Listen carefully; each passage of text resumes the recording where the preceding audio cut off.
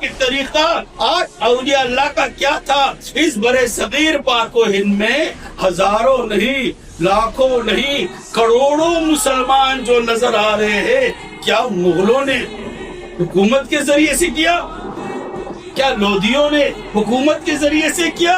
کیا سلاطین ہندوستان نے اپنی جو ہے یہ وسیع تر ہندوستان کی سوچ رکھ کر، مملکت کی سوچ رکھ کر، حکومتوں کی سوچ رکھنے کے نتیجے میں اس پورے برصغیر پاک و ہند کے کروڑوں لوگوں کے سر وحدہ لا شریک کے دربار میں سرتریز کرائے؟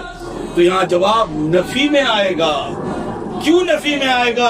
کیونکہ جواب اس لیے نفی میں آئے گا کہ ان کے پاس صرف اور صرف مقصد تھا حکومت کرنا، ٹیکس اکٹھا کرنا، اپنی جو ہے واہ کرانا۔ وہاں اسلام کی خدمت انہوں نے نہیں کی۔ سلاطین ہندوستان نے اسلام کی کوئی خدمت نہیں کی، اور ہندوستان کی جو خدمت جس نے کی اس برصغیر پاک و ہند میں، جو آقا کریم محمد عربی صلی اللہ علیہ وسلم کی غیرت بن کر آپ کے اوصاف حمیدہ کو جس نے بیان کیا ہے، والے نبی اولاد علی نے اولیاء کی صورت میں اس پورے ہندوستان میں کروڑوں لوگوں کے سروں کو وحدہ لا شریک کے دربار میں سرتریز کرا۔ یہ تک قابل دھیان عالم۔